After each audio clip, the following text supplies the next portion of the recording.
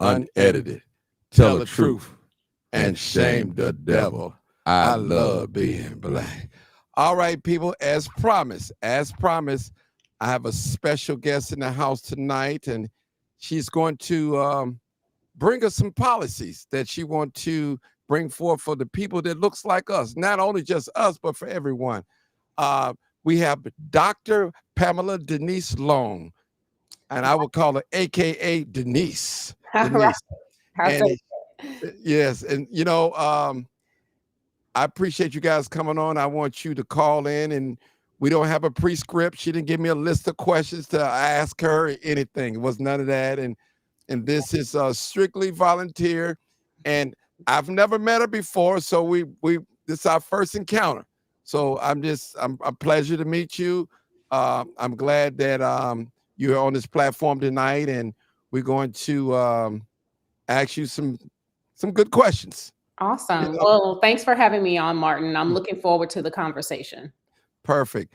And also, I want to thank Mother Doris for actually getting in contact with you for me, and I appreciate it because this is a platform of Democrats and Republicans. You know, some independents, and one thing I always tell us: no matter what party you represent, you have to represent this skin color right here. Make sure you do right by your people, and then that's my main concern. Absolutely. Whatever party you choose, that's whosoever will. I don't have nothing against that, but you have to represent the people that you look like, and I don't see nothing wrong with that. I Nothing wrong believe with that. Not at all. Not at all. And you're no stranger to politics. I understand that you've been around. You're a strategist and all that. So what I want to do, I want you to tell us a little bit about yourself and why are you running, and just let's be relaxed and all that. right. Let's okay. Come on, Miss Let's Denise. do it. Let's do Let's it. do it. Let's Let's do it, do it. Martin. Let's do it. Live and Yeah, uncut and that's unedited. Okay. that's right. Maybe a little bit unfiltered too, but you let me That know. okay. So, my name is Pamela Denise Long. I go by the one in the middle, Denise. I am a native Mississippian. Born in Mississippi, I graduated from high school in Mississippi. I did live in Kankakee, Illinois for about 5 years, from like Okay. 8 to 13. So back in the 80s, the days where kids were in the street playing tag and touch football and double dutch all day long. I'm a mother. I am a pet owner, as you saw there. My goodness, I am a woman who's had enough of the nonsense in politics. I started writing about political issues, my goodness, probably 20 years ago. I've always been aware of how important it is to have a voice when it comes to politics and electoral politics and influencing politicians and decision makers. So I've always been eager to vote. But as I matured, grew a family, had raised a child, I started to think more consciously about what policy means to my household and my community. So I started writing about the things. One of the first articles that I wrote about in recent times was a poem about Michael Brown's killing, murder, I'm gonna call it that, and published that and got some good responses from it. Started writing about other political issues on LinkedIn, eventually ended up getting contacted about doing a column at Newsweek. So I wrote for them for about 3 or 4 years Mm, about Black American issues, and about issues affecting Americans like mass immigration, like mhm. DEI, affirmative action, reparations, and things like that. Developed the Twitter following. I have about 12,000 followers on Twitter, where I talk about this type of political stuff. My purpose in running is to be focused on delivering results. I am not looking to gain a following. I'm not looking to gain prominence. I'm looking to do things that need to be done economically, economic growth, putting Americans first in hiring, making sure that legacy Black Americans, as I call it, whether you call yourself ADOS, FBA, or just general Black American, but those people who descend from the founding population, I want to make sure that the rights and set asides and special dispensations, but the stuff that we were promised and fought for gets delivered to us, particularly and sometimes exclusively. And we'll talk a little bit more about that in a little bit. Basically, I want to make government work for the people. period. Period. Okay. Period. So, now you're aware of Illinois as a Democratic state. I've heard rumors of that. I've heard rumors of that. All right. So, in your own words, Mm, how are you going to convince us mm, Democrats to mm. voting for you and convince us? Because see, some of us as Democrats, we believe that there's no other hope but the Democratic Party, Yeah. and we think that's the only way out. And I'm just being honest with you. A lot of us think like that. Not myself though, but Yeah. help us out a little bit.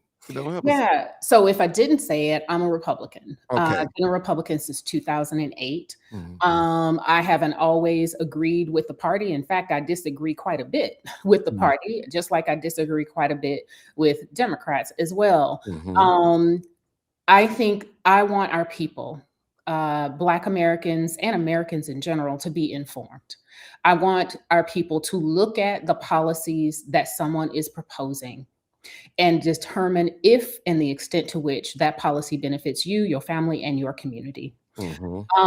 I do not believe Black Americans should be married to any party. And what I mean by that is you should be at all seats of power. You should be talking with the Green Party, the Republican Party, the Democratic Party, all of them, right? Libertarian Party, all of it.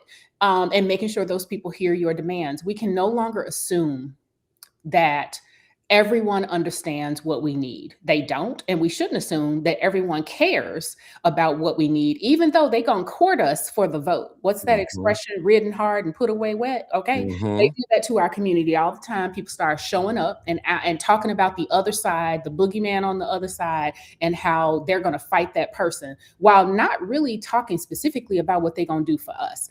I am talking specifically about what I'm going to do for Illinoisans, for Mhm. Americans, and for legacy Black Americans in particular. So why should you vote for me? Because I'm looking out and fighting for you and have been for a long time.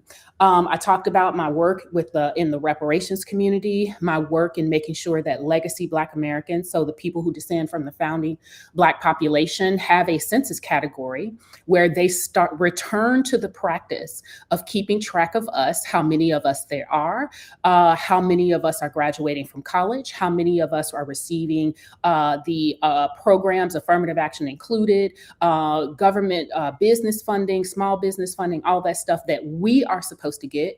Because right now, all of it is Black folk Mhm. and people of color and all the like, and we may not be benefiting from those types of things. I am talking about on my campaign a lineage-based investment, which Mhm. is basically what I'm proposing, is that we redirect half of minority spending to the legacy Black American community. Because everybody can be a minority nowadays, Mark, Right. right? Right. A, Correct.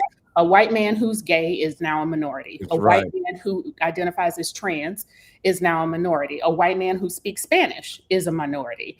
Minority spending, and if you have that lineage-based investment graphic up, that'd be great.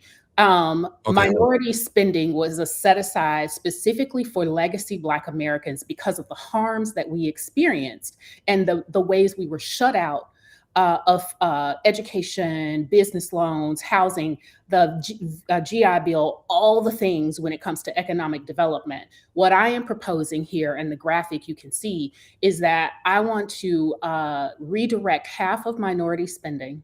This is money that the government has already given to everybody that ain't a straight white Christian male. I want to redirect half of that 8.2 billion, so it'd be redirecting 4 billion per year to the legacy Black American community. It would be invested into funds that grow. It would be access to capital. It'd be baby bonds. It would be student debt restructuring. And there are many ways that we can do that. And there's a whole program that I've developed about how to do it. And the projected outcomes of that is that we would end up in 40 years bringing 30 million legacy Black Americans out of poverty and saving the government some $24 trillion in those 40 years. Because what would happen is that the ways in which our wealth has been stolen and depressed causes a certain level of dependency and instability in our households and communities. So this regular investment in our community, strategic, efficient, effective investment, would help pull people out of poverty and actually grow wealth so that we can solve the moral issue of what has happened to our community and Hmm. also cut government spending. Right. And what we would do basically is make sure that the people who earn the funds, right, for the Right. remedy, the funds are a remedy, that remedy is being delivered to the ones who were hurt in the first place. Mm. I have a question for you. Okay. How can you help Illinoisans with this property tax? Yes. I'm quite sure you've heard about it, and strictly in on the South Side, Hmm. Chicago, we have even on the West Side, we have the highest property taxes, and not by mistake. Yeah. So there are a few things. One, property taxes are solidly a state and local issue. However, there are a few things that I want folks to know about the relief that they could get. One, the federal government passed that 40,000 SALT cap. They raised that. They raised it so that you could write off $40,000 of state and local taxes that you've paid on you can write it off on your federal income tax. People need to know how to do that. So I want to make sure that when I'm in the U.S. Senate, that I work with my fellow colleagues in the U.S. Congress, in the House, as well as state and senators and representatives to be educated about these programs and how to maximize them. I want to make sure that people are aware of the fact that in the city of Chicago, they actually have a program where every year you can protest your assessment, Mm. and they can walk you through the process of doing that. I was just at Rainbow Push actually to learn about what they were doing related to taxes last Saturday. They had a whole, workshop and sort of technical assistance up in the community room, walking people through the application process. And so I want to make sure people understand the resources that are available to them. I would also want to make sure that as a U.S. Senator, I'm working with whoever the governor is. If the governor is a Republican who happens to win, or if it's J.B. Pritzker again, whoever it is, I want to work with them to find ways to grow the great state of Illinois' economy without relying upon taxation. And I do think that mass immigration has a role to play in terms of the housing stock and how people are, all of that, and lower wages, so you can't afford all this demand. I also think that the pension system is a huge burden on the state, and we need to find ways that we find inefficiencies, things that aren't working, ways money is not being managed well. And I would collaborate with the governor on ways that the federal government can provide technical support to the governor, whoever that is, to be able to find those areas of waste and mismanagement or improper money management, to not rely so much on taxation. Because I mean, it's really a tax and spend situation Mhm. that's going on here that really needs to stop. It's a burden. It's definitely a burden to the American people. Um, a little bit. Let's go about immigration a little bit, about the borders and things like that. So, what's your thoughts about immigration here in Illinois? What's your thoughts, if I may ask? Now, I've Go been ahead. deeply involved with this, Okay. um, and really calling out the ways that immigration affects the Black American community. Mm-hmm. So, one of my first articles I wrote for Newsweek was called "Should Black Americans Champion Immigration?" And it resonated with people so much because folks were seeing their communities change. We, as Black Americans, have been calling out about immigration for a long time, especially what was happening in LA. And now you look at California, some 25 years later. My thought is that we need a moratorium, a stop, a hold on all immigration, both legal and obviously we should have zero tolerance for illegal immigration. But we need a moratorium on legal immigration as well. We have so many people here. We have so many layoffs happening. We need to figure out who those people are. We need to find a way to apply due process, so rule of law and humanity, to helping those people return to their nations. And otherwise, Congress needs to be holding hearings about what due process looks like. Because some of these folks who were let in by Biden have court dates that are 7, 8, 9 years away. Wow. Right? And so that's just untenable. We need to expedite this quickly, but we need to do it with humanity as well. And I think we can find a way to do that. So, moratorium on legal immigration, meaning ain't no visas happening until we figure out who's here and if we need them to be here. And then there needs to be zero tolerance for illegal immigration. And certainly, illegal immigrants should not have access to special programs and taxpayer dollars in any form. And they certainly shouldn't be allowed to be police officers, because that's a law that came through in Illinois as well. As long as they didn't have some kind of criminal record or whatnot, we can't have that kind of thing happening. We also can't have illegal aliens, or I would say non-citizens. Let's put it like that. Non-citizens. Undocumented, yeah, Voting. unauthorized. Even if they're documented, we can't have people on visas voting in state nor local elections. Like, you've been here 30 days and suddenly we want to give you the right to vote on how New York City manages itself or how Chicago manages itself. That's just highly inappropriate to me. Beautiful, beautiful, beautiful, beautiful. I'm going to go down to the comments and see if we have any things that we want to talk about. All right. Somebody said, how would you not fall in line with Trump? That's a question. I love the question. So look here, I'm an independent thinker, and my North Star is the Constitution of the United States, and that includes the post-Civil War social contract. So people want to act like they didn't forget that we went through a whole war, and those 3 amendments were specifically designed to address the needs of the founding Black population. So I don't fall in line, point blank, period.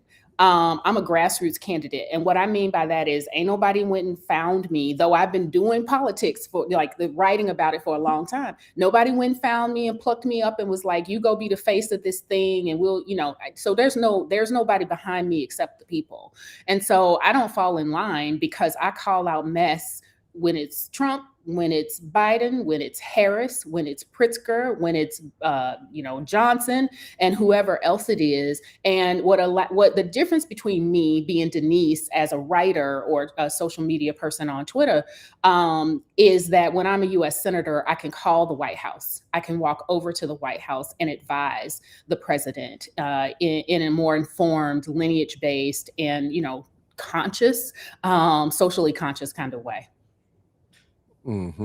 Okay, there's another question. It says, how can she, as a Republican, do what's best for us? Because radical republicanism is a thing, and I am Black, point blank and period. I'm American, point blank and period. And I'm anchored to the reason I do this is for the people.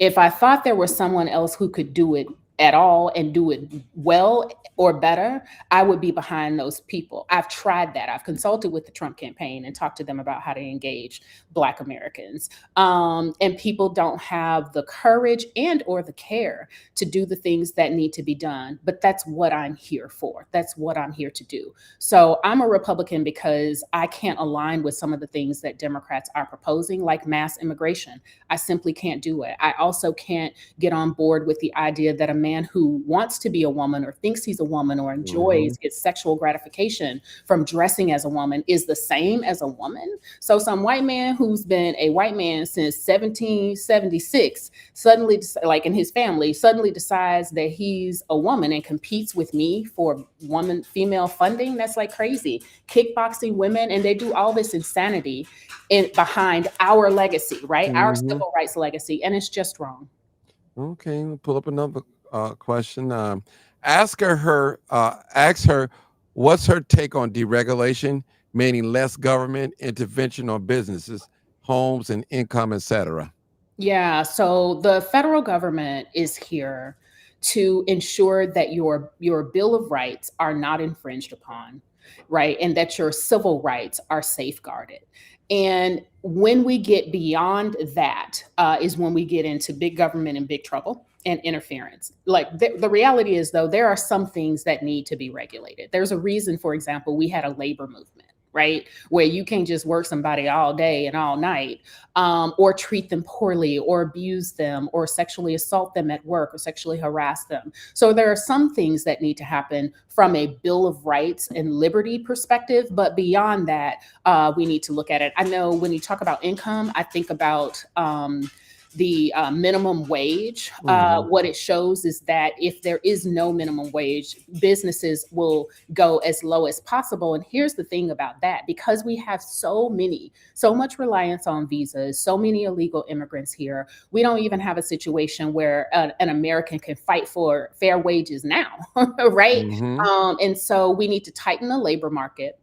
And in order to get to a point where we're not mandating a minimum wage like $17 an hour or whatever, we need to make sure that businesses have to offer you a livable wage, because they can't find a way to replace you through visas or illegal immigration. I hope that makes sense. Okay.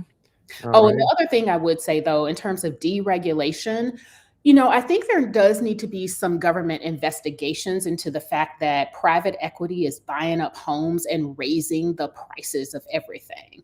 And so, that is a regulatory thing, or at least an investigative thing. And is that a point where a government intervention is necessary because private equity has far more money than most of us together? They will push us out of the housing market, and we'd all be renters and not able to afford. So I think there are times for government intervention and times to pull back. And we need to have legislators and regulators that are responsive and understand what to do and when and how.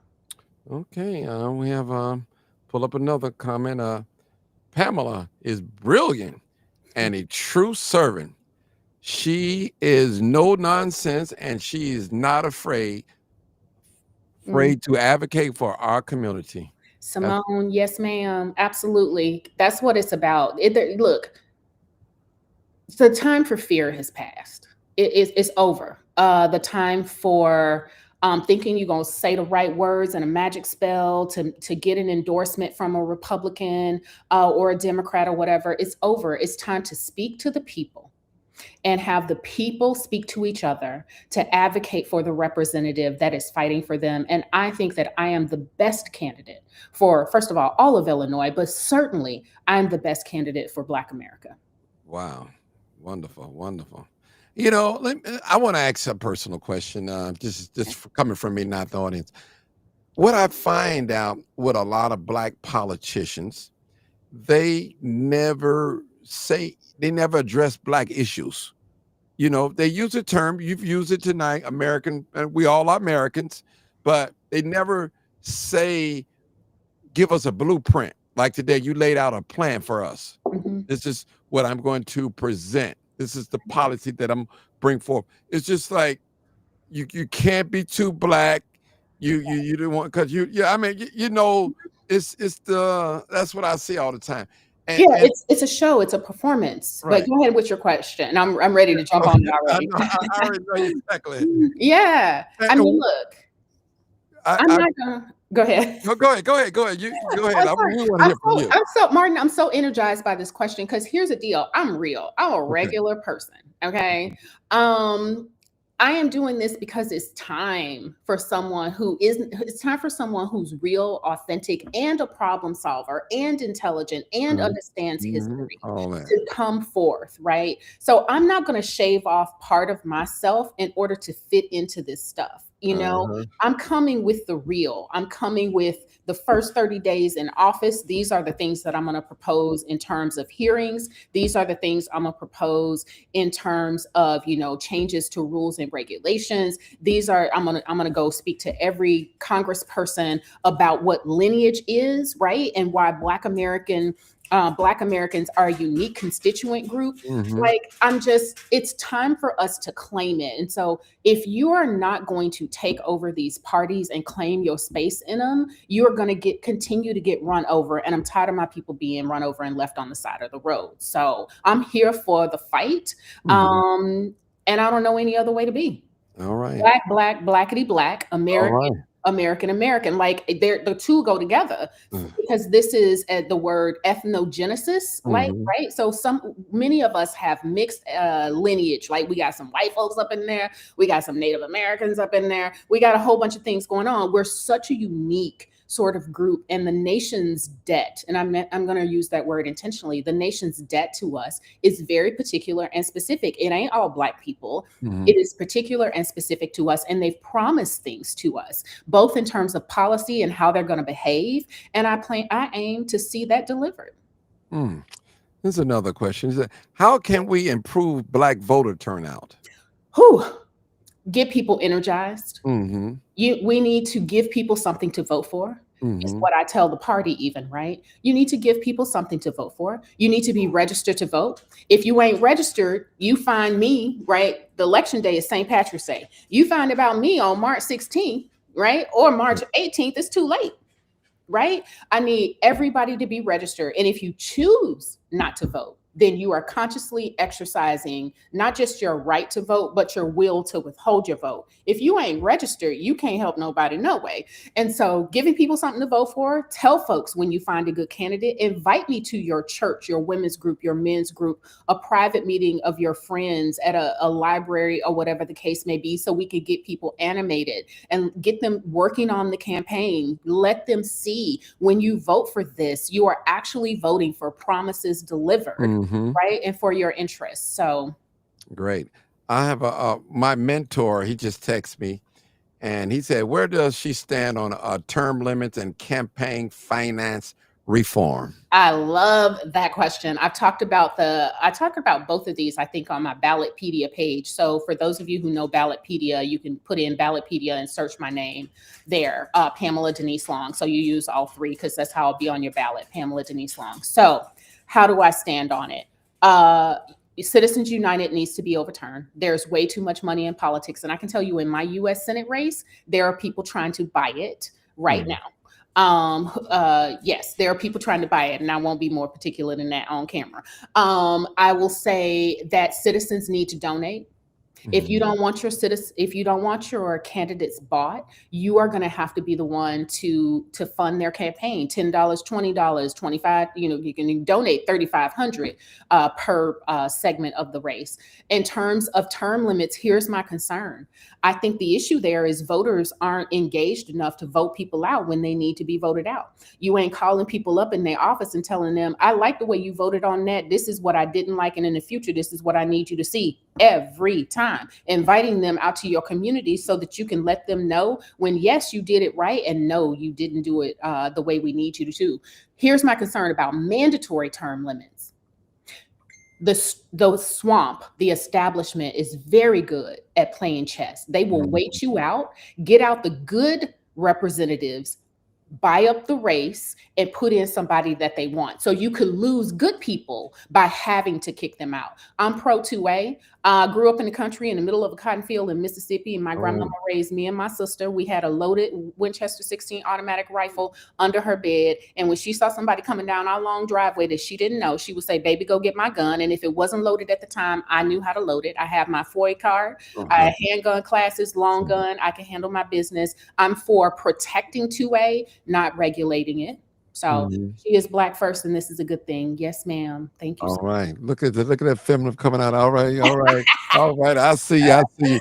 All Period. right. This is my dear friend Deborah House, and we used to be on. I met her protesting, and she just let me see what she just asked a question. She said, "Where has she been so long? Why now?" You know what? You know, that's such a good question because people ask me, like, I've toyed with the idea. Like, I took some boot camps on running. People have asked me to run because I'm always writing and talking about stuff. You know, I was raising a daughter. I was finishing all my doctoral work. I was doing the things. I wasn't ready. Honestly, is the short of it. I'm ready now. And I think people are ready for me because I don't fit a mold. I'm not your typical Republican. I'm not your typical Black Republican. I'm not your typical Democrat. I mean, I think the timing is everything. Perfect. Perfect. Perfect. You're getting them. Now, somebody, let me put this up right here. I don't know if you can see it here. She's a Republican. Does she support the Trump agenda? I support some things and others I don't. Mass immigration needs to be addressed. How you do it is important. So I don't think that people should be able to cover their face. Law enforcement needs to be transparent, right? I think that some of the messaging around that is a little harsh, but things need to be handled. I believe in Americans first for real, meaning that the people who built this nation benefit from it first and foremost, and in some cases exclusively. I believe we are overtaxed. I believe we're underrepresented. We elected all these people, but what the hell are they doing for us? You know what I'm saying? Mm-hmm. And so there are areas that I agree and areas that I don't. And trust and believe, when I'm in Washington, D.C., everybody gonna be getting feedback. They get feedback now, by the way. When something happens, I'll text somebody that I know who knows, and I'll be like, what was that about? Or yeah, tell them I like that, whatever the case may be. All right. My buddy, Mac Man James, he said, so being from Mississippi, do you agree with all the things that are happening to people in Mississippi that Trump is done since you're Republican, Mama? Please explain. I don't agree with everything anyone has done. I certainly don't agree with everything Trump has done. Although I will say, and I'm curious about what he's saying, the things he's done in Mississippi in particular. I will say areas that I agree and disagree with. And I make these things public. Like I call this stuff out publicly. And sometimes I add people at the White House or whatever. I don't agree with the removal of MLK and Juneteenth from the reduced rate at the federal Parks and Rec. That was ridiculous. Red meat for the base, whatever that is, but weird. I do not believe in removing Black American history. Now, there's ways other people have shoehorned themselves into our museum and our history that definitely needs to be addressed. But I don't ever believe in a removal of any of that stuff. I do like that in Trump's first administration, he did ICE raids, so immigration customs enforcement raids at some chicken plants in Mississippi in the heart of the Delta.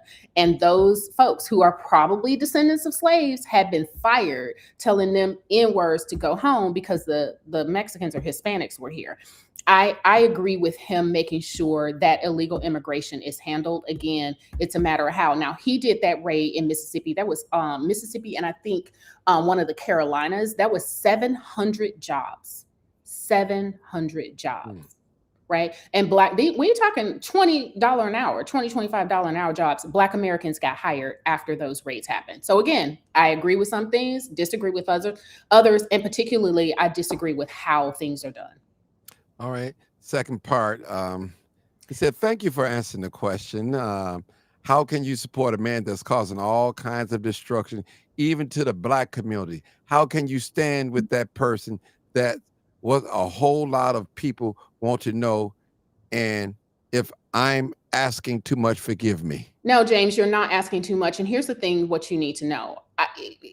There are always going to be politicians and aspects of their platform that I disagree with. I disagree with Joe Biden doing mass illegal immigration. I disagree with Brandon Johnson ignoring Black Americans when they were trying to get access to the high school on the South Shore, right? I agree with him in terms of some of the things that he talks about racism, but I also disagree with some of the stuff that he is saying as well about that. So look, when you vote for me, Donald Trump ain't going to be president again. You're not voting for Donald Trump. You're voting for me and what I will bring and what I will do, right? I will never win a Democrat nomination. First of all, I'm not a Democrat because I disagree with a lot of what they are doing and saying. So am I standing with Trump? Not necessarily. I'm running as a Republican. Trump is in my party, okay? He's running under my banner of Republicanism. And there are ways that Republicans have lost their way. Remember, the Republican Party was called the Negro Party back in the day. And what I've been calling the party to do is remember its 1854 roots, right? And so you need people like me in the party to take it back because it has very much lost its way, just like you need more balanced and reasonable people running as Democrats to take it back from the really extreme ways that they are behaving as well. Okay. One more question from him. They said the food insecurity blocking all federal programs to the state that is dependent upon federal money of people in Mississippi. They already is down and being put down by Republicans, establishment. The Republicans control capital and Black people aren't getting, let me see, I got to go down here and finish reading. getting anything. Ma'am, address that issue to your people. Yeah, and so Mississippi, here's what I'd say about that. I'm assuming this is related to SNAP. There are ways that people are abusing SNAP. That needs to be addressed. I think I am keen on the Health and Human Services, the Food and Drug Administration, the ones who are overseeing the SNAP program. FDA, thank you. The administration, the office that is overseeing SNAP. I am keen on them having people reapply to get rid of fraud, but I don't want people to go hungry, right? I think that we are really cleaning house when it comes to our social safety net and people abusing it and people who aren't supposed to be getting it in the first place getting it. It's going to be James, here's what I would say. There's going to be a lot of growing pains as we are completely transforming our economy. How we think when we talk about cutting taxes, I would love to eliminate the income tax, quite frankly. When we talk about that, we're going to have to look at how do we fund government. When they talk about, for example, the Department of Education, which I'm not keen to abolish, but if we're going to send that to states, we need to assess the state's capacity. So there's going to be a lot of growing pains as we try to get it right. And one of the things that I'm particularly good at is implementation, how to do things in a way that causes the least harm, that has the most positive impact. And so anticipate that it's going to get like making sausage. It's a lot ugly before it looks good. And that's my thought on explaining that to the people. Okay. I want some live callers tonight to call in 872-299-0808 or 872-297-6389. She's not ducking and dodging any questions, people. This is your time to ask anything. Now, we want to be respectful with all our questions as well. So, I'm going to go down to the phone lines are open. Phone lines are open. Again, well, I'm going to ask you another question while I'm here. Why should Black Americans vote for you? Black Americans should vote for me because I have been in this fight for a long time. A lot of the things that I have asked to have done, some of those things have been done. Donald Trump, for example, talking about Black jobs on the stage with the Black journalist is a direct result of some of the work that I have been doing. And I am looking to make sure that our valor, what we have fought for, what we have earned, what has been promised to us is delivered. I'm looking to be accountable to the people. I am open to all the people's questions and concerns, and I plan to lead in a way that when I leave office, I am missed rather than people have breathe a sigh of relief, because ultimately I want to deliver on the stuff that we're talking about here. Okay. I did ask you this question, but I didn't get from my friend Jessica. She said, all right, hold on screen. All right. What did you say, Jessica? Let's see. A lot of people, it said, ask, how do you feel about the fact that the North Side and the suburban, all right, here the screen going black again. All right, Jessica, let me get it this way. Yeah. She said, how, let me see. Here it is. How do you feel about the fact that the North Side and the suburban areas had moderate property tax increases? Yeah, so I think that's a contrasting question between what people in the city are saying about their Right. property tax rates versus what is happening over there. I look, if there is any inequity or impropriety in what's happening, it needs to be addressed. I think people should have the state's attorney on lock to file complaints about this. I think people need to know about the department within Chicago city government that helps citizens protest their assessment and even to break up some of the payments that they have. I don't have that literature with me at the moment. What the name of the office that does that, and maybe some other people know it as well. All right. Mr. James back again. He said the Republican Party is white dominated and it does not care about the care of our people, that black people that suffered and paved the way and built this country. Why do we have to take a back seat to them? I don't think you have to take a back seat to the Republican Party. I think you take it over. Just like the people that you say who don't care about the concerns of Black people took over the party that was literally the party of Lincoln, that literally fought, led the war and the Reconstruction era. I think you need to take it back. The first Black folks that were elected into government in the United States of America were Republicans. If you give it up, they are going to take it away. I actually led through the Coalition of Concerned Freedmen. I actually led a ethics complaint against Republicans, 14 of them, who thought it was brilliant and constitutional. It wasn't, to try to write this, what was it, HR 54321 or whatever, 4321. That was the anti-reparations bill, saying that they wouldn't help any states get federal funding if they did state or local reparations plan. I wrote an ethics complaint to that, and it got locked up in the ethics committee. Look, you're gonna have to fight for this thing. You're gonna have to fight for it. You're gonna have to fight. We've had to fight to get it, and you're gonna have to fight to keep it. We can't just rest on our laurels and think that any party is going to look out for Black Americans. The reality is Democrats are trying to give all of our stuff away to everybody. They're giving it away to immigrants. They're giving it away to LGBTQIA+. So while Republicans, and not all of them, don't care, trust me, because I have had more positive responses to my lineage-based investment plan. 8 out of 10 Republicans I talk to say, you guys were the ones who earned it. You are the ones who were supposed to get it. I love that plan. So they actually support it. Now, when I talk to Democrats about this, you know what they tell me?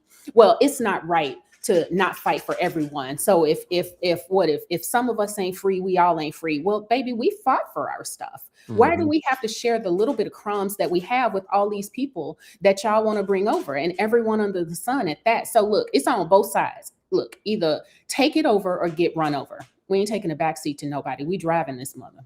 That's what I'm talking about. Listen, man, this is beautiful. This is beautiful. Again, tell us who you are real quick for those that just came in. You know, people come in and leave, come in. Tell us a little bit about yourself real quick. Yeah. Pamela Denise Long. I go by Denise. I'm a native Mississippian. I'm 52 years old. I have one child. I'm a first generation college graduate. I grew up in Poe. Couldn't afford the other letters. I grew up in a 4-room, 10-roof shack in the middle of a cotton field in Mississippi, literally on property that we used to own. A tale as old as time, right? When it comes to Black Americans, I'm a legacy Black American, 7th generation. I've been a writer for Newsweek. I've been all across media. I was a regular on the Hill TV doing political analysis about the headlines of the day. And my dog is like jealous because I'm talking to y'all and not talking to him. I am a Republican because I think that the Republican Party has something real to offer in terms of solution and financial and economic stability. I am running to represent Illinois. I am running to make sure that the people that our folks who the promises that have been made to us are delivered. I have a bachelor's in occupational therapy, a master's in educational psychology. I've taught adjunct faculty at many places and many programs, and my doctorate is in organizational development. So I'm a nerd when it comes to design of interventions, policy implementation, and then program evaluation. I want to make sure things are efficient and effective at the onset, not as an afterthought. And everything I think about is the impact it's going to have on the people. I'm here to represent all of Illinois because I can't win if I don't, but you better believe that I have specific policies and a specific fight for our people because I understand the history and I understand the moral obligation, and I'm here to have it delivered. Wow. I'm impressed. I really am. I'm impressed. I didn't know what the Mama Doris said. I need you to do something for me, Martin. I said, okay, Mama Doris. And I am impressed because I don't hear politicians, I don't hear people that's running for office talking the way you talk on either side. No, No, it's a rare. And see, here's the other thing, Martin. So we talk about endorsements. When Right. you go to get an endorsement from someone, they're basically saying, do you believe in this? Do you believe in that? So for most politicians, their platform is curated by the donors and the endorsers. Look, I'm grassroots. Like I said, ain't nobody behind me, ain't nobody curating my voice. I ain't owned by nobody, nor will I be owned by anybody. My win or my loss will be a direct result of if the people get behind me, come alongside me, and support me in being one who champions delivery on policy that actually works for us. So, I mean, that's all I can really say. I would invite people certainly to look at my website, which is LONGFOR Senate 2026.com. I'm not sure if we can put that on the screen somewhere so that people can see it. But yeah, I'm a regular person who is looking for real change, and whatever gifts, talents, abilities, network, I've been granted, I'm leveraging all of that to win this race for the people. And I'm asking everyone within the sound of my voice to come alongside, volunteer, pass out literature, invite me to your church, phone bank for me, donate to my campaign because I'm traveling from downstate regularly. And that all costs money. And while I have loaned my campaign some of my own funds, and there are people, white people especially too, who believe in what I'm saying. Y'all don't let these people convince y'all that white folks hate this proposal of lineage based. They don't. They get it. They get it more. They get it more than what I've gotten on the Democratic side. I'm trying to win for all of us. I think this is our best opportunity to actually have a representative. And how poetic would it be, Martin, for it to be Chicagoans who make it happen, okay? Mm-hmm. And for it to happen in the land of Lincoln, of Mm-hmm. Illinois. We could change a lot. I have a. This is my question to you, and Mhm. and this is a personal question for those of us that never voted Republican. Hmm. Okay, which is I'm not. I'm excluding myself because I have voted Republican a couple of times. How would you convince us that you're the right choice? You know. Look, if you've heard me and you like what you hear, liking it ain't enough. If Mhm. you want to see me in Washington, D.C., taking this message to the decision makers, sitting and inviting you to sit with me in all of my colleagues' office, all 300 or 534 of the other ones, talking about lineage, educating them, right?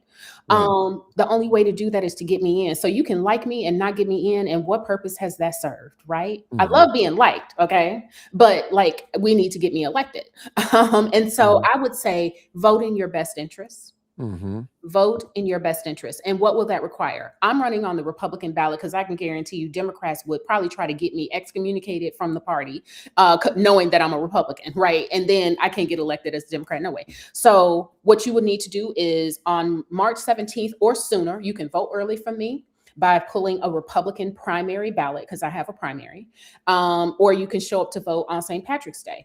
You can get a mail-in ballot, and you have to request the Republican primary ballot so that I'm the one standing on that stage come November 3rd, going up against Raja, who, by the way, wants to double H-1B visas, despite the fact that we've known since 2008 that mass incarceration for Mhm. Black men and unemployment for Black men directly tracks with illegal immigration and reliance on legal immigration. Um, Juliana, the same. Robin Kelly, the same. And I've met Dr. Kelly. I think she's a cool woman and I think she does some good things. But the reality is, nobody is deserving of our affirmative action and our minority set asides because they weren't the ones who suffered the harm. You're not going to get a Democrat to say that. When it comes to mass immigration, it does negatively impact our community. You're not going to get a Democrat to say that. So if you like me, you like what I'm saying, you believe in me, civil rights, absolutely. I want to return to the original civil rights movement. Affirmative action, they ain't gonna tell you this, Martin, either. Mhm. When the Supreme Court ruled on affirmative action in June of 2024, you know whose legacy was all over that stuff? And they said we were protected? Us. Mhm. Okay. But Right. Democrats are saying that affirmative action is over. No, lineage-based affirmative action was affirmed by that Supreme Court ruling. But they ain't gonna tell you that. Right? And Right. I've been shouting that from the rooftops. So I believe in civil rights and the original intent of it. If you are a Black American, regardless of your other identification, you Black American Christian, you Black American Muslim, you Black American atheist, you covered because Black Americans are the lineage. If you are straight, gay, bi, whatever, you're still covered because of the lineage. It is the harm that has happened to our lineage that gives us the power to make special demands and to live and demand the delivery on the promises that have been made to us. So vote for me. Vote early, vote by mail, vote on March 17th, and pull the Republican primary ballot. For me, Denise, I'm bigger than this party because our demands are bigger than this party. And the party was started for us. And I aim to make them remember what they were started for. Hopefully, my courage is contagious. Ooh, it is. We got a caller. Mr. Bill. Hey, how you doing, Bill? Mr. Hey, Bill, Martin, how you doing? I've been listening, man. She is a breath of fresh air. First of all, I want to thank Mama Doors. I want to thank you. I want to thank her. I want to thank her mama because she's talking that talk, man. If she could stay true to the game, man, we got a leader in our representation. Something we haven't had, something we have not had. Even down to John Lewis. He ain't even talk like this. We need her, man. I wish everybody get on board and get behind it. I am so grateful and so thankful that Mama Doris brung her up to you, and I'm glad you took the time to do what you do, investigate. And I hear the approval in your voice. Yes. I don't even have no question. Yes. Because between her volunteering and the questions that you asked, there's no question in my mind that we on the right track. It's like a blessing from God. Mm-hmm. Wow. Really? Yeah. Really. I mean, I appreciate you coming on here, Miss Denise, and we're not done. We're not done. We got a few more questions. It was something just came in my mind, but it slipped my mind. But I'm curious how you and Mama Doris met. I'm really curious how the connection came. So I've been doing a lot of work around immigration moderation and calling attention to the fact that Black Americans are heavily affected, that it's not racist to say that mass immigration is affecting our nation and we need to look at the impacts on it. So Miss Doris started doing some work around that as well. And, funnily, so we met a while ago and then we had an event, an organization that I have friends with had an event where we were interviewing people in Chicago. I actually ended up interviewing Miss Doris, and I hadn't seen her in a while or whatever, but I ended up interviewing her, and that interview aired on Fox News, and she was talking, because she know how to talk that talk. Oh yeah. And so she was interviewed, and she appeared on there, but that's how I know her. And then when I, announced that I was running, she came alongside, and she's been a champion. She's been a sounding board. She's been like, when I'm like, mad about a thing, I'll process it with her. She helped me collect my signatures. I collected over 6,000, like over 6,200 signatures to get on the ballot. Yes. So. Wow. Mama Doris has earned the mama name for sure. Yes, she is. She's very well respected on this platform. We love her. And we don't tolerate nobody disrespecting her on here too. We have another caller. 9433. What's your question or thought, comment? Hey, I just want to let her know that I've been listening to her, and she got my vote. Oh, got my vote. Awesome. Well, thank you so much. I think you have really. Go ahead. You have really changed my. I say you have really changed my man, but you do get my vote.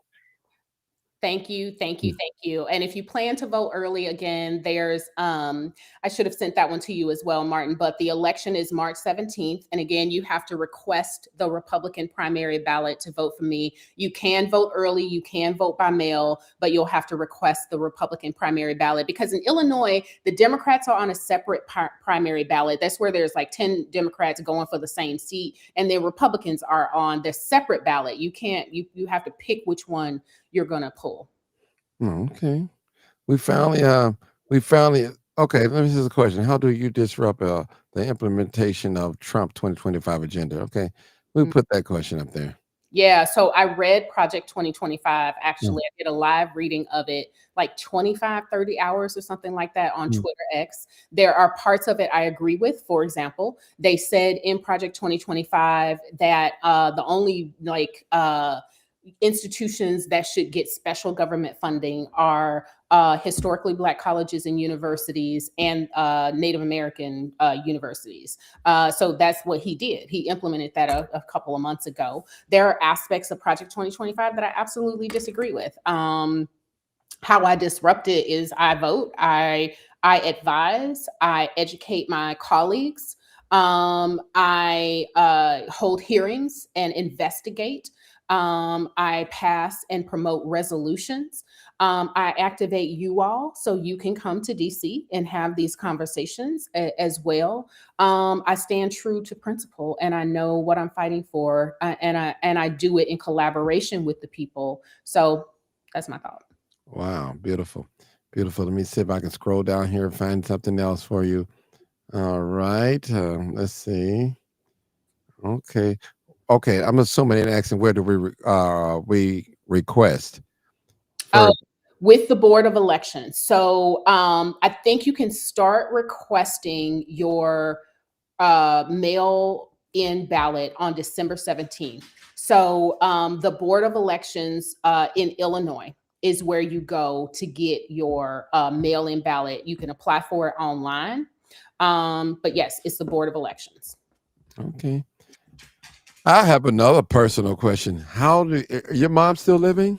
No, so I lost both my parents when I was young. My dad died when I was 2 weeks old, and my mother died a week before I turned 3. My maternal grandmother raised me and my sister. Oh, okay. She did a good job. Thank Good you. job. Very good job. Very good job. Tough lady. Yes, yes. Big So, mom. so what? So how did you wind up here in Illinois? Yeah. So I lived in Illinois from like 8th to 8th grade, whatever that is, age-wise, 14 or thereabouts. And then I moved back to Mississippi to be a primary caregiver to my grandmother because my sister was going to college. Okay. I wanted to be with my sister. So I graduated in 1991 and the ink on my high school diploma wasn't dry yet. And I headed up here to the St. Louis area, went to a community college. Then I moved to Chicago to go to UIC, and I had the most fun at UIC. I moved away to get my bachelor's at Mizzou. And I lived in Chicago again as an adult. I lived in Bronzeville, actually, right next to McCormick Place for, I think I was like 18 months, almost 2 years, something like that, and worked in Highland Park and Evanston and all of that. I love Chicago. It is my favorite city. I used to take the Amtrak train in college because I didn't have a car. I was too poor. And my gosh, the skyline coming into the city still makes me smile. I love, love, love, love, love Chicago. And Illinois is home. My core family, I have family all over the country, but my core family is down here in the St. Louis area. But yeah, that's how I got here. Family. Wow, beautiful, beautiful. All right, we still got call lines open. Maybe have another couple of questions. 872-299-0808 or 872-297-6389. We're taking live callers. People call in, ask a question, and we're here now. You do a lot of talking. A lot of us are Republicans and a lot of us are Democrats, and we go back and forth. And this is the perfect time to ask a question. Please do, people. By the way, while we're waiting, I could throw up a couple of flyers or something. Yeah. Let me do that because I haven't. So go ahead. texted you the voting timeline for the 2026 primary. That is from the Board of Elections, and it gives some deadlines that people can consider. But all of the requests, like LaShawn was saying, would go through the Illinois State Board of Elections. Okay. So, yeah. I can put it on the screen if you need me to. That'd be great. Yeah, I think that'll be helpful to people so they can get a screen capture. And then I'm also going to send you a link to my website, a graphic or the link to my website. Okay. That'll be perfect. I'll take that as well. Put this picture up. All right. Are we doing that? All right, people, while we're waiting, please make sure you share the video, like the video. Please do that. I will appreciate if you guys do that. Like the video, leave some comments, be respectful. And I appreciate if you do that. That would be great. All right. We almost finished. I hear. All right, we got this on the screen, and if you want to start talking and tell us what we're looking at. So what we're looking at is deadlines or timelines for moving toward the March 17th primary. So if you look at the top left corner there, you see that December 17th is the first day that you can apply to vote by mail for the 2026 general primary election. You do not have to register as a Republican or a Democrat to vote in either, but you have to choose one primary to vote in. So if you're going to vote for me, you have to vote in the Republican primary to vote for me. So if you're going to vote by mail, December 17th, which is next week, is the first day you can reach out to the Board of Elections and request that Republican primary ballot for the election. Then you can see it moves over to January 2nd. And this is for folks outside the country. February 5th is when you can start voting by mail, right? So that's when you can turn in your ballot, right? Early voting starts on February 5th. And then you can see the deadline to register is February 17th. So you got to make sure that you are registered to vote by February 17th. And then, you see the other deadlines there. You can register to vote online. And then the last day to cast your ballot is a few days before. The last day to do your mail-in ballot is a few days before the primary. So if you haven't turned your mail-in ballot by March 17th, then you can show up to by March 12th, then you can show up on St. Patrick's Day, March 17th to vote. I am asking people to vote early. Go ahead and get it done. Request that, either a mail-in ballot on the 17th or after, vote early starting February 5th, and turn in your Republican primary ballot for me early. So we want to have as many votes as we need, 500,000 or more on March 16th. And for those of you who don't make March 16th, we're asking you to show up on March 17th to get it done. Okay, beautiful. All right, let me put up your campaign where they can find you, that link. Yeah. And so on my website, www.longforsenate2026.com, you will find a lot of different policy priorities. There's a tab at the top that says issue FAQs, frequently asked questions. You can scroll through that and see some of my thoughts about international relations, about government spending, about the balanced budget, about all kinds of things. And then there are a number of issues that you can read about. Like I talk about dignified living and housing. I talk about taxation. I talk about health and well-being and trauma-informed practices. I talk about criminal justice and how people who've been exonerated for the crimes that they commit or that they didn't commit should automatically get compensation and expungement of their record. And the people who are responsible for that miscarriage of justice need to be held accountable as well. I talk about public safety, just a number of things. I talk about child abuse and sexual exploitation.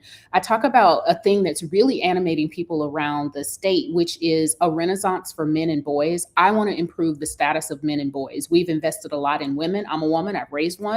And so I appreciate that. But I think there are ways we talk about men that toxifies masculinity, like masculinity being toxic.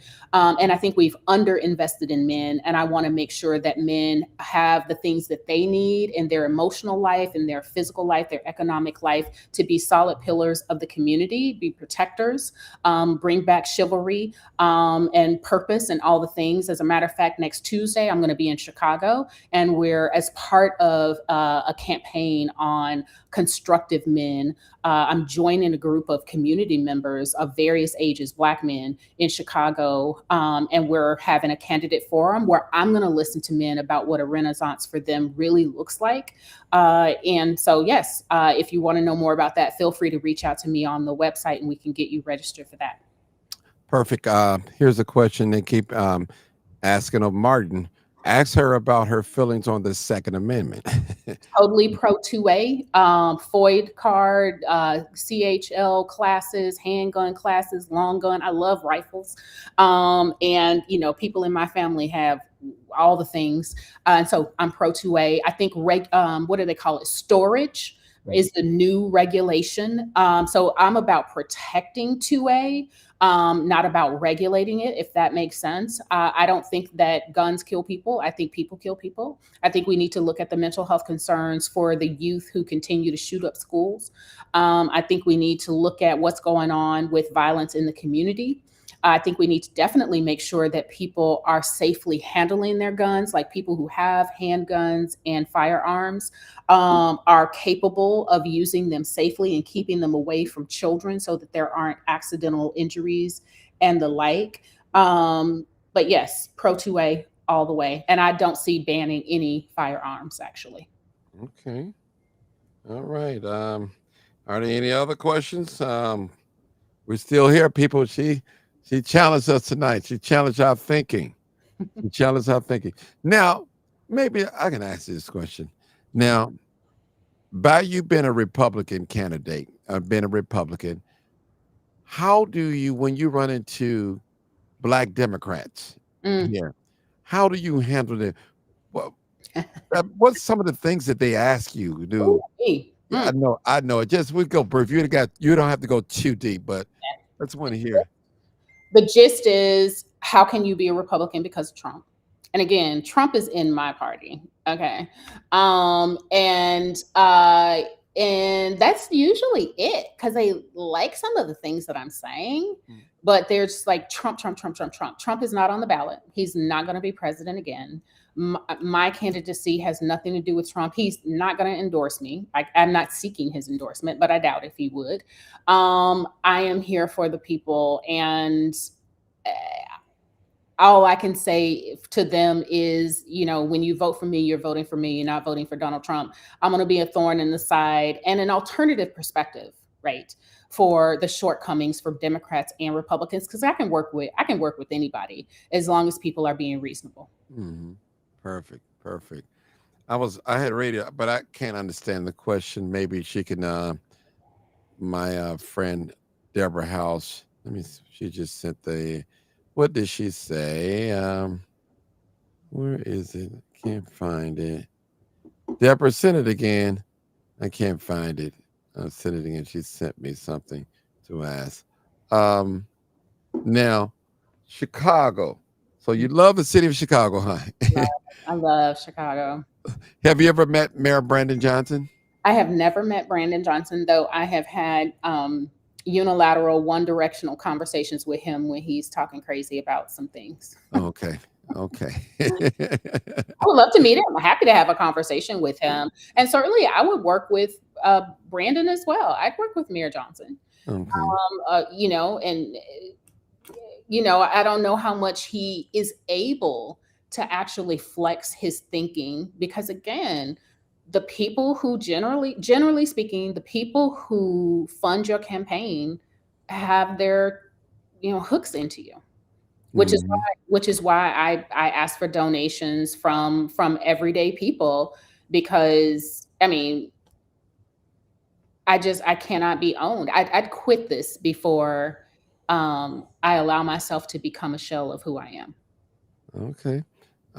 Someone says, I I'm not going to vote for her. I need to check her background, like always. Period. Yeah. Due diligence, sis. You can Google me. I got all the record. Look in my Newsweek YouTube channel as well.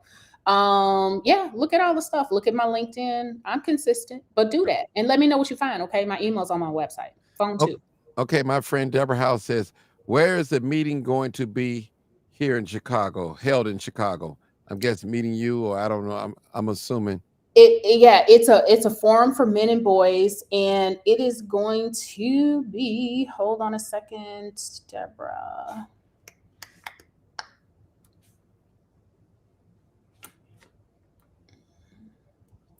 $4709 West Kinsey in Chicago. Okay, 409. Okay, West Kinsey. I guess that's the north side. I don't even know what I'm saying. It's west. That's west. Okay. Okay. It's in the Austin area. Okay, it's in Austin area. Okay. Cool. All right. And then one last thing for folks who are more southerly, like Kankakee, Bourbonnais, whatever.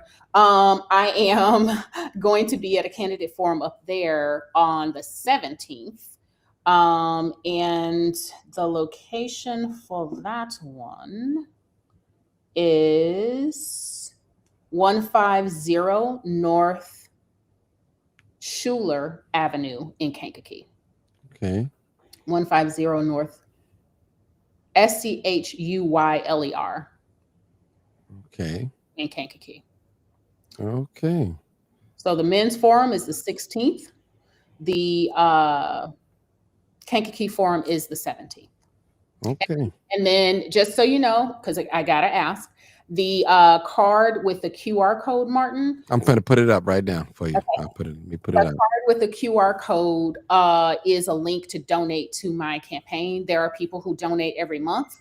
There are people who, donate incidentally. Whatever you can give, 10, 15, 20, 3,500, which is the max. Mhm. I invite you to do so. Again, this is a grassroots movement. And, again, when I win, it will be a testament to the people getting behind me. If I am not successful in this bid to represent you in the state of Illinois, it'll be evidence of the people not getting behind me because I'm not looking to be bought and owned by. Okay. Yeah. Deborah House again, she asked the question. She said, what date is it? The date. She need to hear the date.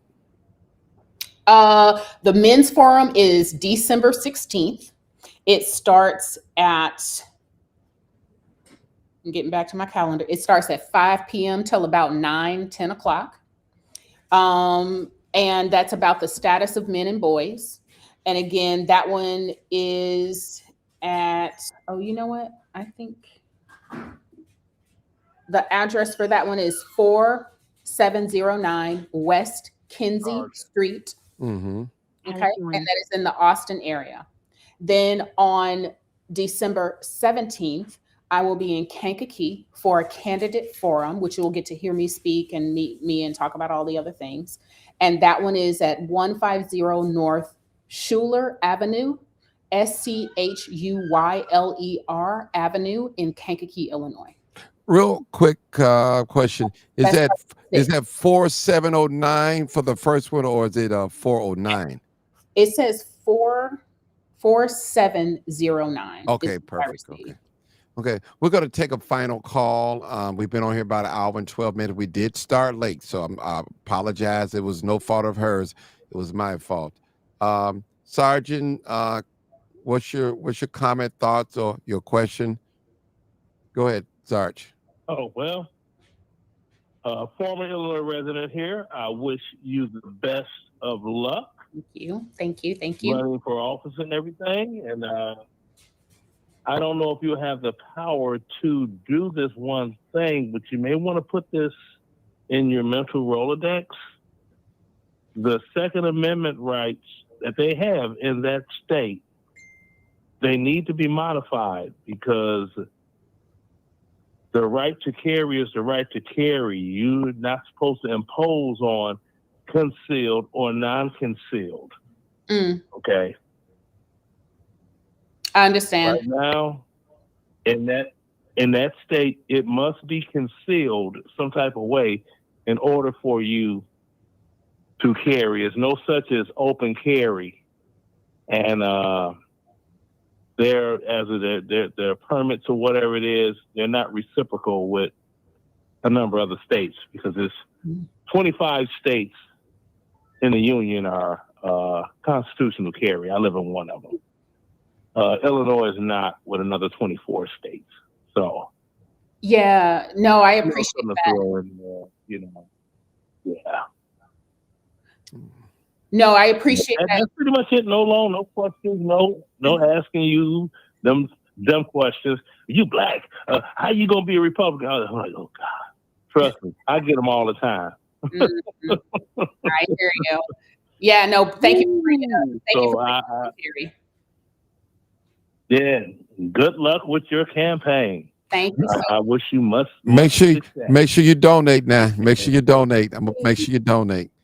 I'm gonna put it up on the screen again. Put it right there on the screen. Okay, you're gonna put the link to the yeah, that's it. Use the QR code. The link to the QR code right there. You can put your phone onto the screen and tap it. It'll take you right there. Okay, you talking. You know I'm an old man. Oh, I forgot. About the other thing you can do.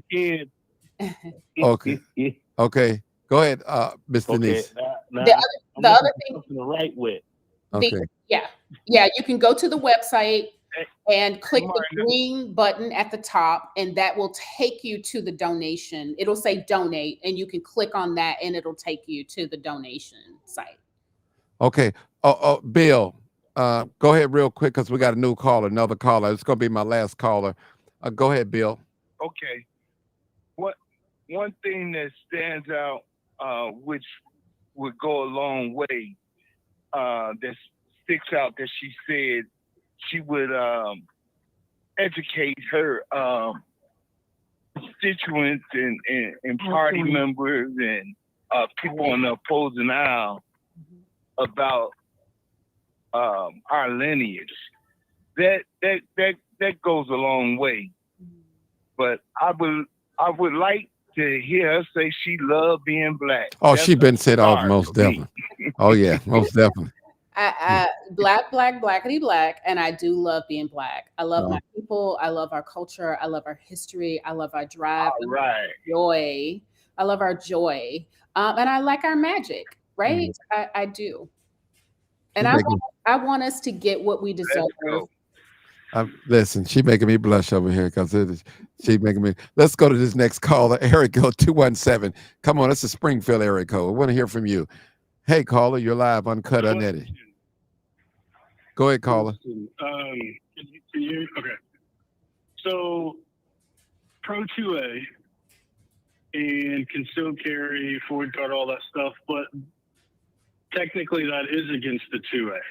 I know it is, and I was going to say that before when he was speaking. It is, and there's been a lawsuit about it, and it's a matter of fully adjudicating that. Yeah, you're not supposed to be required to have permission to exercise your constitutional right. You're absolutely correct, and if there's a way for me to intervene there, I will definitely do so. So, next question: felony people with felonies having gun rights, because there's a lot of different types of felonies, and some are, it's not simple, but it's, simple compared to like, assaulting or murder, like, tax fraud, tax evasion, stuff like that. Those are felonies. So, or simple drug charges. I know it's, simple, you know what I mean? It's not like you're out assaulting people, talking to people. So, obviously the felony part's against the 2A too, but I mean, I'm kind of, torn on the assaulting, and obviously we don't, people like that don't need, what I mean, murder or whatever. Right. But the simple felony charges were, like I said, the tax evasion, the fraud, stuff like that, simple drug charges. I mean, like, what's your view on felons having guns, stuff like that? Thank you for this question. I do not like referring to people who have been convicted of felony level crimes as felons. People first for me. I believe that when you serve your time, you should be fully restored. I do not believe in disenfranchising voters. I think people who've been convicted of felonies should be able to vote. I even think people who are in jail should be able to vote. I don't see a legit reason to deprive them of that constitutional right. I agree with you on the case of non-violent crimes that rise to the felony level. I can't find a justification unless there is one due to the nature of the crime where a person should be deprived of their right to own a gun. But then again, it gets down to individual assessment of risk rather than blanket disenfranchisement of citizens. Yeah, because I think there's a point in, like Illinois where there's a certain amount for like non-child support, and people can get picked up for, felony charges from what I've understood. Yeah, so stuff like that. You know what I mean? So I haven't looked at the laws in Illinois regarding the progress in delinquency and child support. I find it wild that we would want to imprison a father who is struggling to pay child support because then he ain't gonna be able to pay child support because he's in jail. So I think there are ways we need to look at making it work. But I agree with you that the two don't seem related in any way. I do think we need to revisit parts of the Safety Act where we are allowing obviously violent offenders who could be reasonably assessed as primed for committing another crime, including a potentially violent one, being released rather than keeping those people sequestered and focusing on rehabilitation, and preparing them to be better able to take care of themselves and contribute constructively to society. Yeah. See, I know some people like, the child support deal, and then, people on the drug charges, and, I don't know any about, tax fraud, all that stuff, but I just, I figured I'd ask on that, and I do have my FOID, and I do have my conceal. So, I mean, obviously I'm pro 2A, but I think, you go into Missouri and, I talk to my cousin, they're like, what's a FOID card? Yeah. They can just have stuff like that. Yeah, you can. So, I do want people to be informed about how to use firearms. You've heard the stories of some woman dropping her purse in the doctor's office and she shot somebody in the hip on the other side of the building, or people dropping their pistol and trying to catch it. And, it's like people need to be informed about using firearms. But for me, again, it's about making sure that we exercise that right safely and whatnot. So. Okay. Chicago I think flips. that's it for me, Martin. Yeah. What'd you say?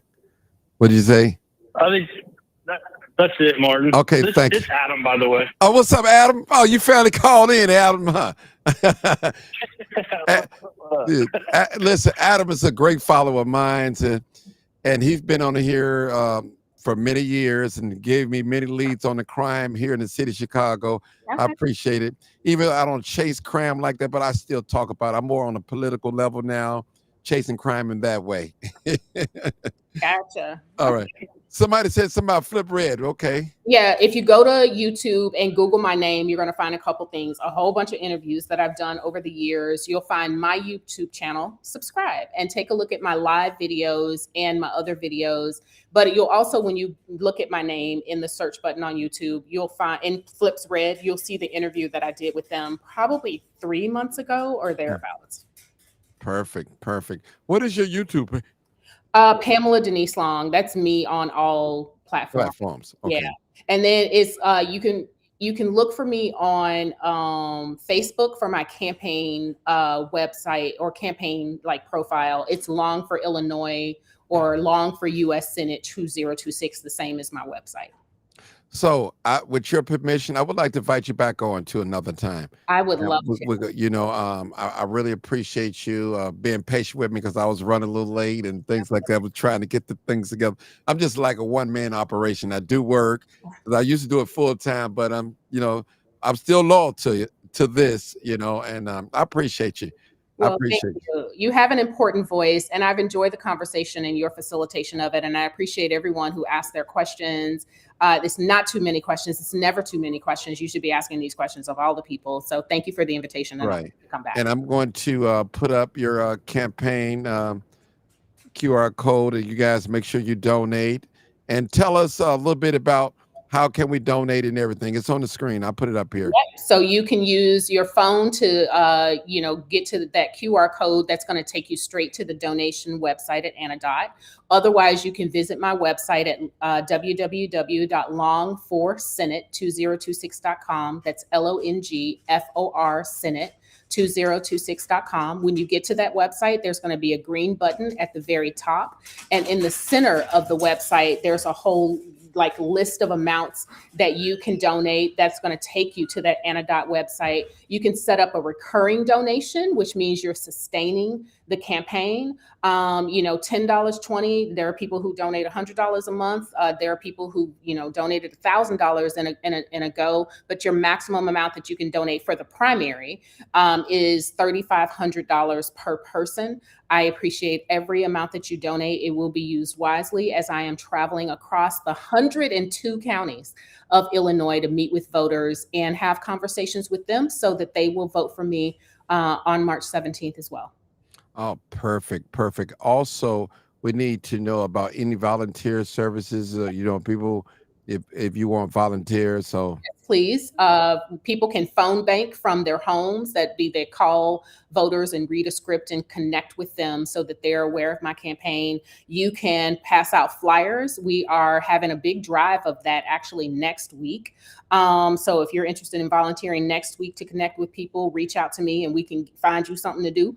If you're interested in hosting an event at your church, your women's group, your men's groups, your social circle, reach out and let me know. You can go to my website. At the top, there's in the menu, it says volunteer. You click on that. It's going to take you to a form. You can put in your name, information, tell me what you're interested in doing. Someone from my team or me will reach out to you and schedule an event. And the whole thing is to get the word out. If you heard something today that sparked your interest or your commitment to voting for me on March 17th, then tell 10 of your friends about it. Have them check me out. Host an event at a library, and just the whole idea is name recognition right now and getting people who are committed to learning about me and voting for me. Okay, perfect, perfect. Well, I thank you. I really enjoyed myself. My face lit up. My audience, they know who I am. They know when something not right. My face is just, I can't hide. But I didn't know what to expect. It's basically a favor for Mama Doris, and I trust her judgment, and she's real sincere. And when she believes in something, she locks in. That's one thing I can say about her. She's not a wavy person. She stand her ground. And I appreciate it. I'm quite sure she's going to be proud of me and proud of you as well. You did great. And so anytime. But I'll be calling you personally and asking you to come back on.